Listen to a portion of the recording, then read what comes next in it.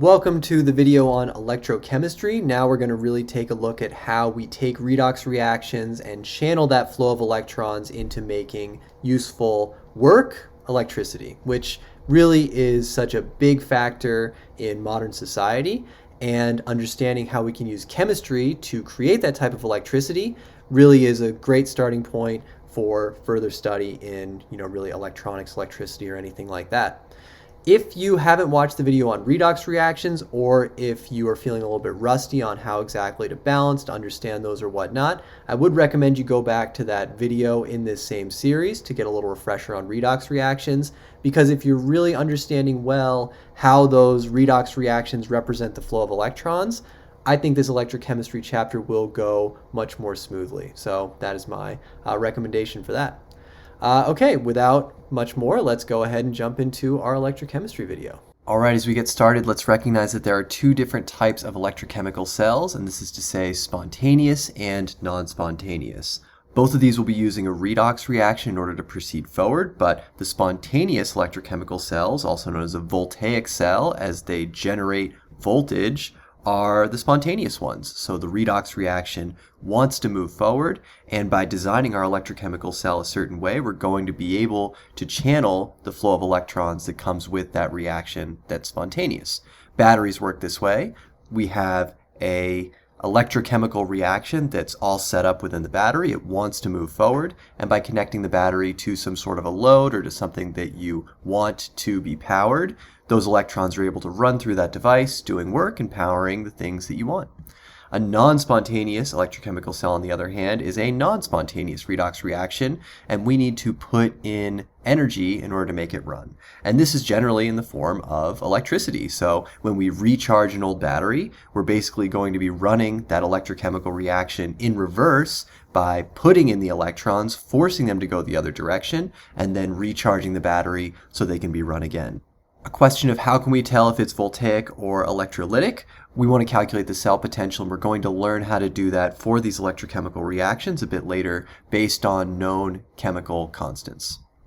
Okay, as for how this looks, this is, as stated, just a redox reaction where we can put silver plus and copper into solution together. So this is a silver containing solution, and what's going to happen is the silver in solution is going to want to become solid silver, and the copper on the electrode on this wire is going to want to become copper 2+. This is a spontaneous reaction, and we can see the reaction occur, and what's going on here is that the electrons are exchanging at the interface of the solution and the metal. However, we aren't really able to channel this flow of electrons yet because it's all contained within this test tube.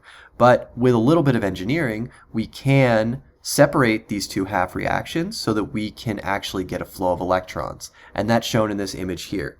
So this is the same exact reaction, except now what we have is on one side we've got the copper and the copper solution. And remember that the copper wants to become copper 2+, so that's what it's going to want to do, and it's going to free up electrons. This is because the silver wants to go from silver plus into silver solid. It demands electrons. And so by separating the two reaction vessels and connecting them with a wire, we basically have a flow of electrons that's able to be channeled. And this is our electrochemical cell. The other thing that's important here is this salt bridge, because as we have electrons that move from copper over to silver, we're going to have an accumulation of negative charge on the silver side unless we do something about it. And so the way this is solved is by putting an inert salt. We see sodium, we see nitrate. These are two inert electrolytes. And when we have a flow of negative charge over to the silver side, sodium ions will flow into that reaction side in order to compensate for that negative charge. Nitrate will do the same thing over on the copper side, and in this way we'll have electrical neutrality. And without this electrical neutrality, it simply won't work. The electrons won't continue to flow to a place of higher negative charge. Okay, so what about our cells? How do we show and use some different notation for these electrochemical cells? And the following is an example. We can take the following redox reaction. This is something we can use to make an electrochemical cell. But because we're so interested in the half reactions, we can translate this into the following notation, where we say, well, let's put the anode, that's what's being oxidized, First the anode, then the anode compartment, or the ion that it's turning into. This shows the oxidation. That zinc solid is turning into zinc 2+, and we separate that by a pipe, this vertical line. Then we have a double pipe, and we show the cathode compartment, or where the reduction is occurring and what's happening there. And that's copper 2 to copper. And this is important because we are going to see this notation for electrochemical cells a lot, and I think it's one that you'll feel relatively comfortable with before too long. Again, the emphasis is on the half reactions, not the overall reaction here, and because of that, it makes it a bit easier to look at and use. So go ahead and pause the video here, look at the following problem below, and use the shorthand notation given to translate this into a balanced redox reaction. Because again, that balanced redox reaction, that's what's occurring from a chemical standpoint that we're a bit more used to, so it's very good to be able to go between the two smoothly. All right, pause the video and let's see what you come up with.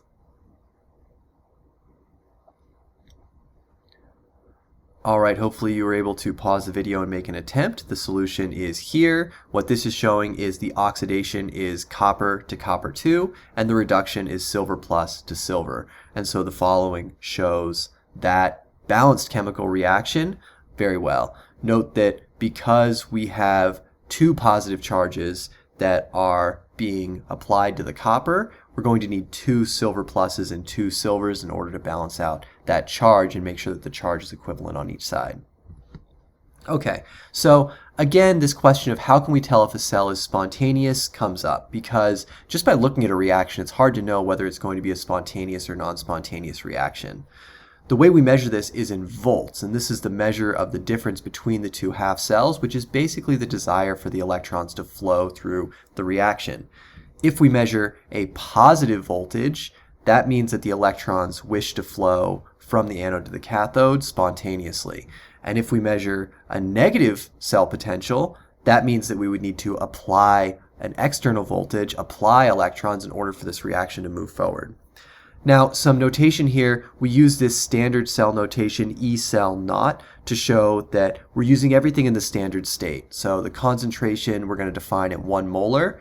If you change the concentration, it's going to change the cell potential a little bit, but for now let's just consider that we have these different solutions where the ions are present, right? We saw copper 2 and silver plus.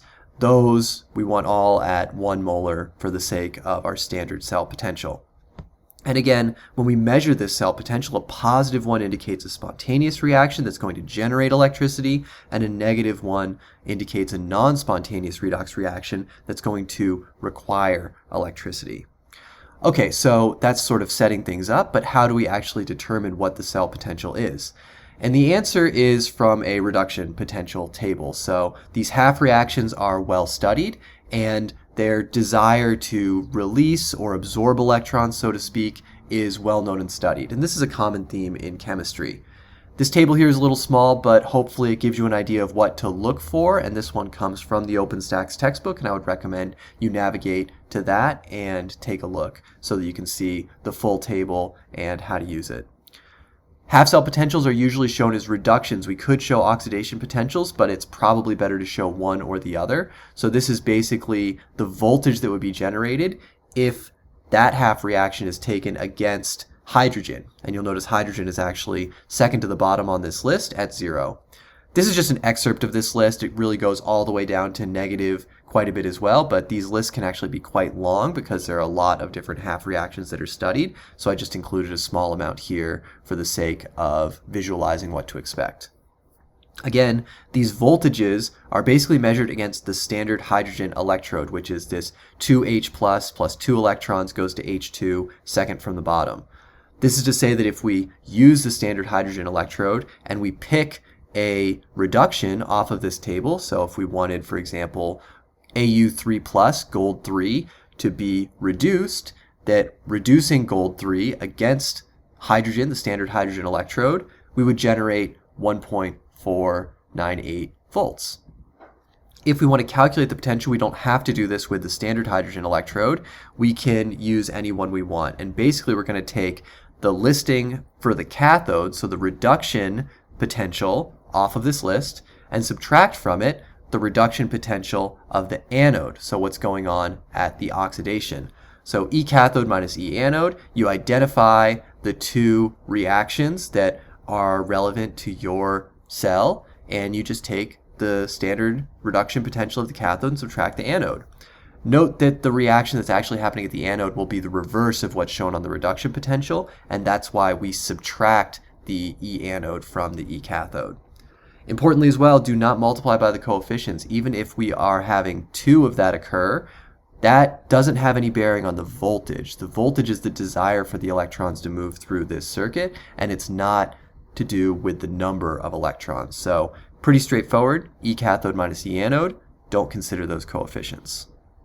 These values, again, we want to take directly from the table. And again, I want to emphasize that when we're subtracting off the anode, this is reversing the reaction basically. So when you have your oxidation reaction, it'll appear opposite to these reduction potentials that are listed in the table because it's an oxidation. But find the one that's in reverse, and that's the one that you should use off of the table. Okay, again, if we took a look at our copper-silver system from before and we switch to a standard hydrogen electrode, what we'll see is that we'll get a measured value of 0.337 volts, and that's positive, and this is to say spontaneous. This is because we're reducing our copper and we're measuring it against the hydrogen electrode. And so in this case, we take the E for the reduction, that's our copper, which is shown up in the top here. I've just kind of taken snippets out of that standard reduction potential table, and we subtract from it the standard half-cell reduction potential of the standard hydrogen electrode, which is 0 volts, and we end up with a value that to significant figures is the same as what's shown in the table. This is positive. This is to show that it's spontaneous, and it will proceed forward, and with this setup, you can expect a voltage of about 0.34 volts. All right, that is our introduction to electrochemistry. A lot to go from here, but the basics of using the standard reduction potential and understanding how spontaneous and non-spontaneous reactions can be connected to the voltage that's calculated and measured is our first step, as well as how we take a redox reaction and engineer it so that we can channel that flow of electrons into something that we can actually use. All right, I hope you enjoyed the video, and I look forward to discussing more chemistry in the next one.